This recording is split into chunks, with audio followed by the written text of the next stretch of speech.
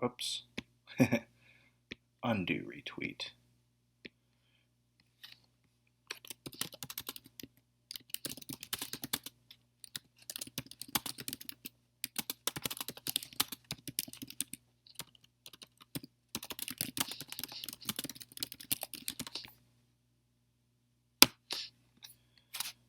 All right.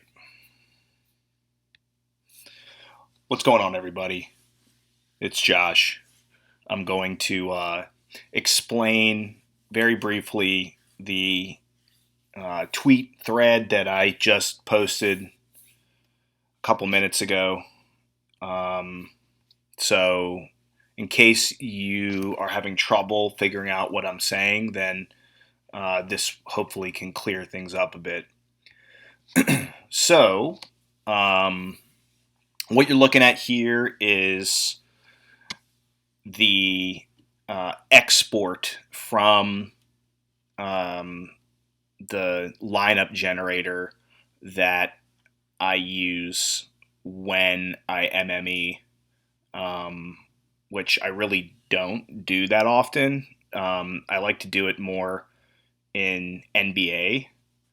Um, don't really like to do it a lot in baseball, but I'm kind of coming around on that a bit. I think it might be a little something I want to finish out the season doing more often when I have the time to do it, which doesn't really happen that often. That's the key is time, and I don't really have a lot of time all that much to really dedicate to doing MME. But when I do have the time, I think this might be something that I'm interested in doing. So, first of all, what you're looking at here, and I'm not going to show the website that I use um, to optimize lineups and generate lineups for mass multi-entry. I just don't want to show, like a paid subscription on a stream.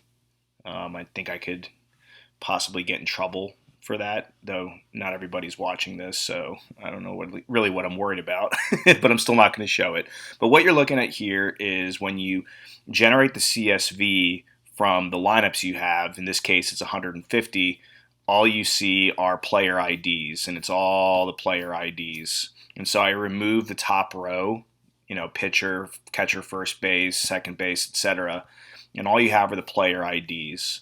And then what I did here in these columns is I exported from the Slate CSV from FanDuel. So on FanDuel, whenever you, or DraftKings or whatever, whenever you want to upload your 150 or whatever lineups from your CSV to the site you're playing on, you have to download their CSV, replace the players that are already on there with the ones that you generated, and then upload that file. So what you're looking at here is the player pool. Every player in FanDuel's player pool. So you have the ID, the name, the position, salary, team, opponent. And so what I did is I simply used VLOOKUP to just generate every single instance of when a player came up in these columns, A through I, which again are the generated lineups from my optimizer that I use. Just so you know, I scratch that. Let me then move on here. So you have the generated lineups, you have the player pool, you have every instance of a player used. And so what I did is I made this sheet here after defining these ranges. So this column here, R, is a defined range, and columns L through P are defined ranges as well. So I can easily pull this data to this next sheet. And so what you have here is every player projected to play tonight. That's just simply from Roto Grinders. It's pretty easy. Just find projections. FanDuel is free. DraftKings is free. So you can just get those projections, and you just paste them in here, and then you use COUNTIF, the function COUNTIF, to count the instances of a player's name appearing in this column R range. So this column R range here is named used. These are the players that are being used in this giant range here. Okay? So what I did was I pooled the number of instances that every player is used, and I divided it by 150 to get the ownership percentage in that sample.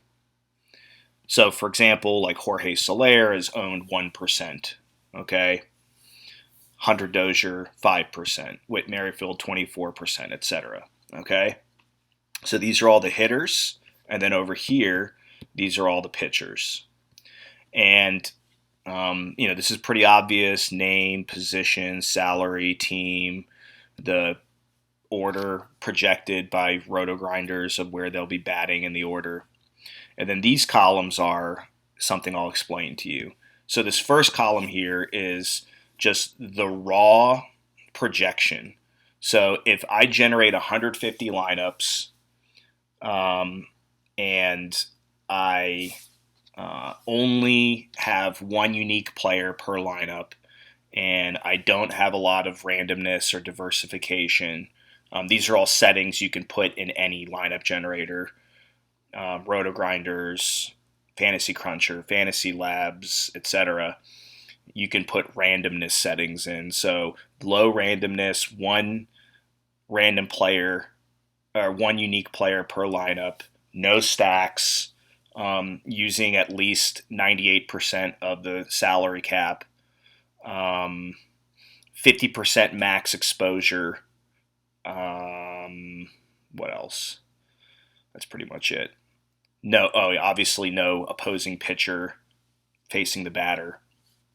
And you generate it based on the projection, then this is what you get. And so if you sort it by the raw projection, Jarrod Dyson would be the highest owned player. Jarrod Dyson is the highest owned player in that 150 lineup generation. So what I do is, like, in this gray column, whatever is in this field here that gets put over to this column here will then calculate the ownership in here. And I'll just copy this and paste it over here into raw projection. So now I have the raw projection ownership percentage. Again, if I'm generating the lineups based on projected points, this is what it spits out. Then I can create like my own model. So in RotoGrinders, Fantasy Labs, Fantasy Cruncher, like, you can generate lineups based on certain statistics or ratings or whatever. Like, you could generate lineups based on WOBA or XFIP or whatever you want to do.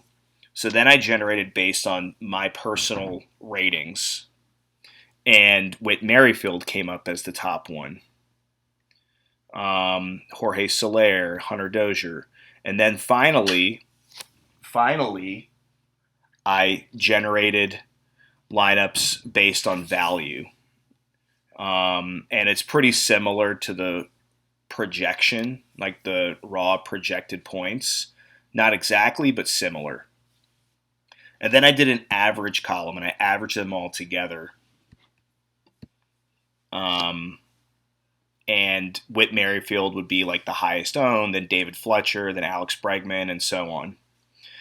And the last column I did was versus me, meaning what is the average versus my model. And so if it's a positive, that implies that perhaps there is some leverage there.